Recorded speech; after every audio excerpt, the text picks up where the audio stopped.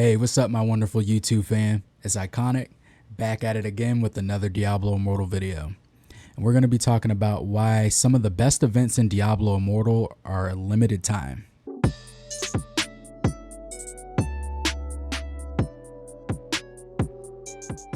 So what I wanted to do was take a look at what is arguably some of the best content we've had to do in Immortal.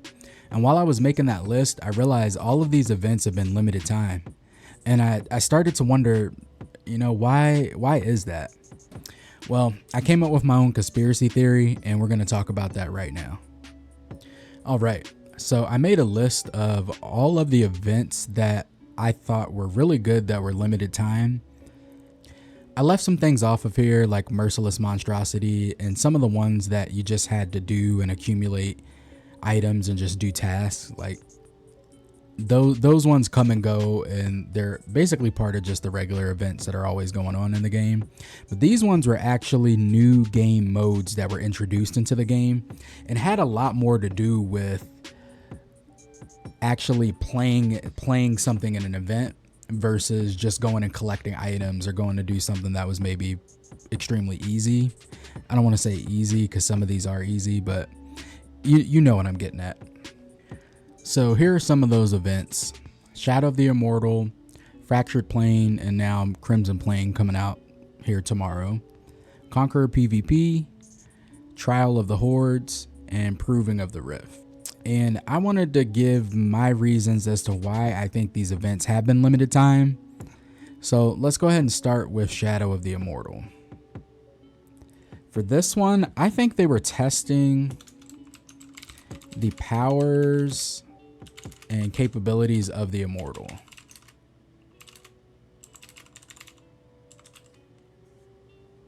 And the reason I say this one is, once this event came about and people had the ability to actually play the Immortal that don't typically get to, and a lot of people were playing this mode, we first saw like people learn to play Keep Away as the Immortal, and that the movement abilities can help you prolong the fight and give your team the advantage in the Shadow War.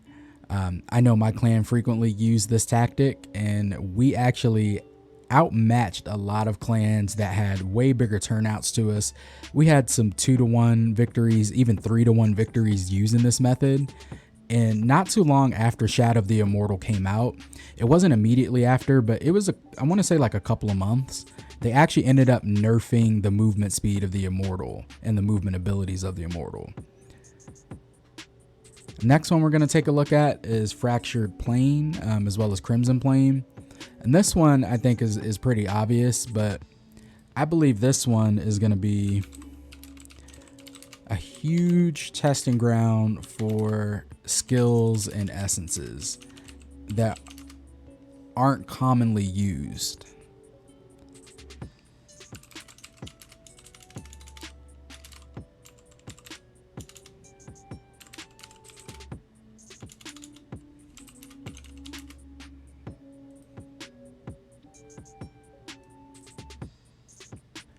Now this one, we see Fractured Plane come around a lot, and it seems to coincide, I'm not going to say all the time, but it seems to pop up a lot of times when you're getting new essences. It seems to be shortly after or right around that same exact time that Fractured Planes is coming out. And this one I think is pretty easy to see that there's a lot of skills in the game. Every class has like one skill that you pretty much don't use all that often.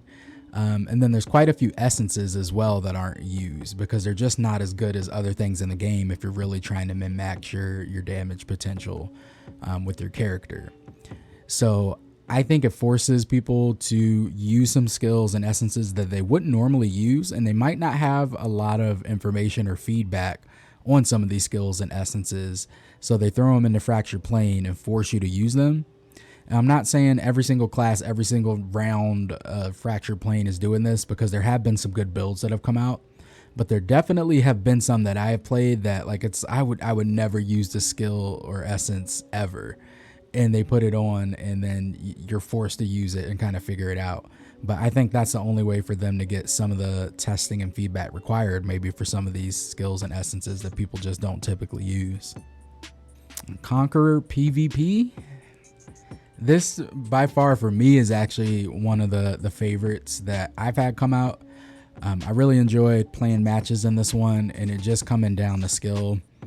Obviously, you could say what you will about Immortal. Like, I mean, there's some issues with server stability and a bunch of other things, so you can throw that into the mix. But when we're talking about taking out the legendary gems in the equations, the resonance, like you still had your gems, but it was an even playing field, and it really did come down, I think, to a matter more of skill than anything. But I believe what they were doing for this one is testing out the balance for the battleground suppression.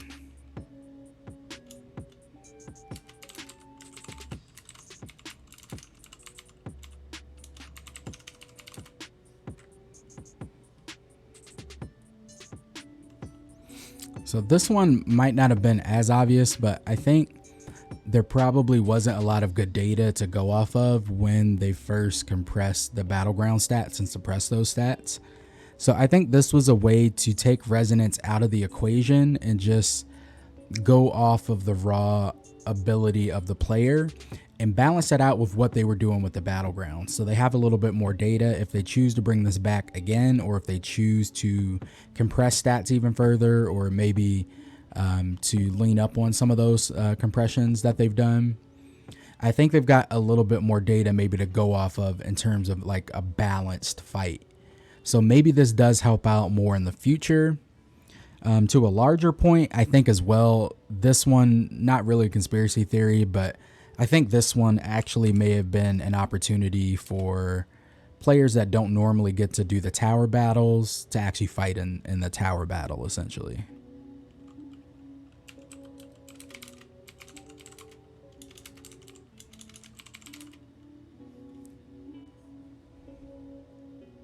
For Trial of the Hordes, I'm going to go with this one being more of a balancing act between Inferno and Hell difficulties, and to see how damage is scaling for each class.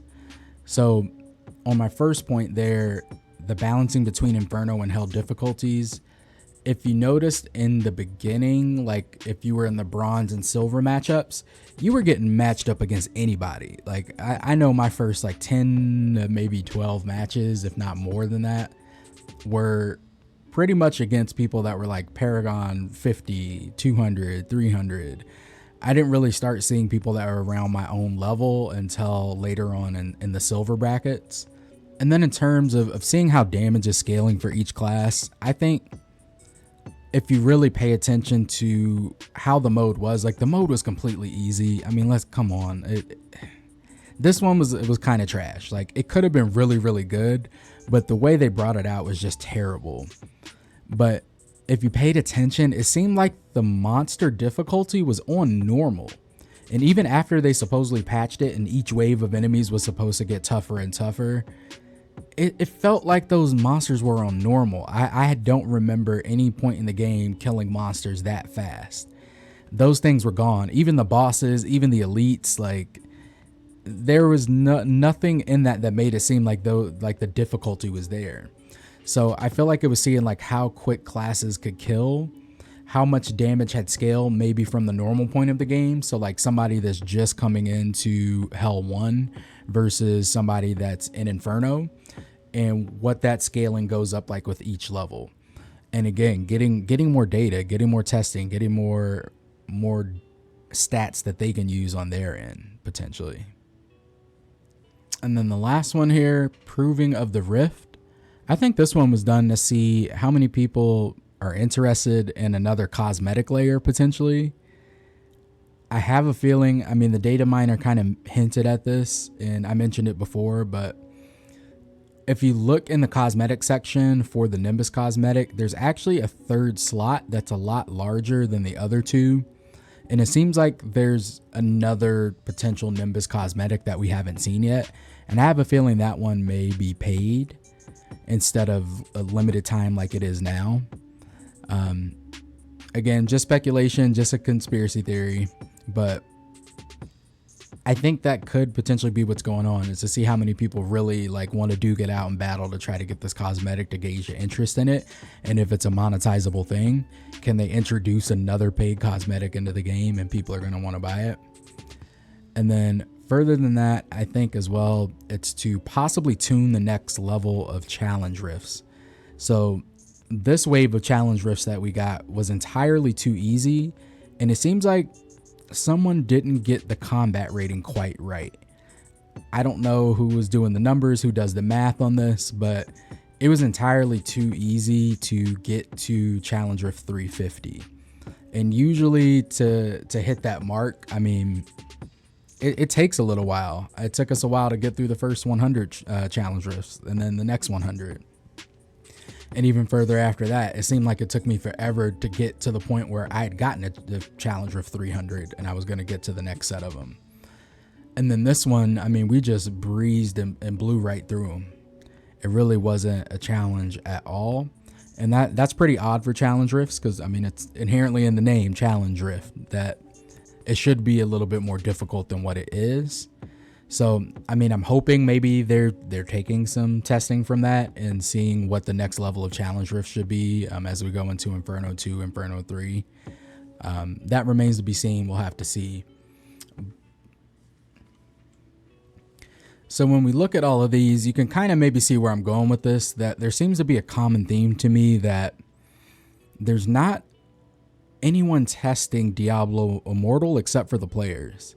I think you've got some devs that come in and do some changes and try some things, but there's definitely nothing going on like in D3 where a new patch or a new update would be coming out. And I forgot what the name of it's called to save my life. It's on the tip of my tongue, but where players could come in and basically test out this new build and submit their feedback. And a lot of times before the new update would drop, there would be changes that would happen, or shortly after the new update would drop. There would be some changes as they would balance things out and get the tuning just right. And I think we're testing the game with these limited time events. But that's kind of my take. It seems like we're definitely in this place of things are not working as intended in the game. Descriptions aren't constantly right. And I think we're going to see this more and more, that there'll be more limited time events that maybe coincide with things that are going on in the game, and we're going to be the ones actually testing it out here. I know I'm not in a partner program. I don't know any devs. I don't have anything going on like that. But if any of you guys happen to see this, I mean, can you please release something that the players can test this out or give you guys feedback on these type of things? Because I think if you knew some of the things that we did with playing day in and day out, and I know that goes to say for a lot of games, like it's not just a Diablo Immortal problem per se, but it has been an issue with Diablo Immortal that things don't release in the state that they should.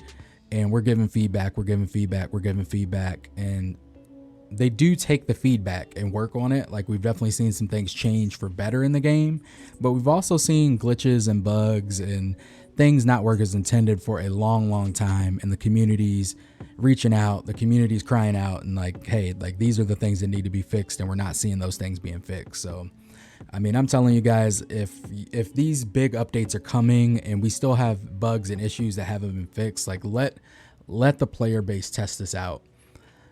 Maybe it's people in the partner program, maybe it's people at a certain level in the game, maybe it's even people that spent a certain amount. I don't know what that looks like or what that really is truly, but I think the player base could give you guys a lot of really good feedback before some of these new patches are coming out. But anyway, I know I've been gone for a little bit.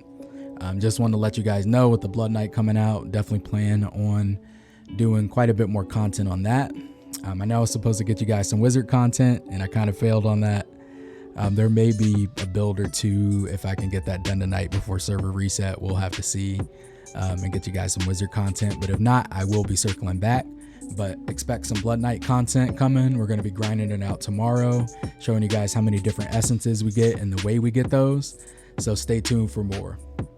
As always, if you guys appreciate what I'm doing, you like what you're seeing, you guys already know what to do. I don't even got to tell y'all. But I'll see you on the next one. Peace.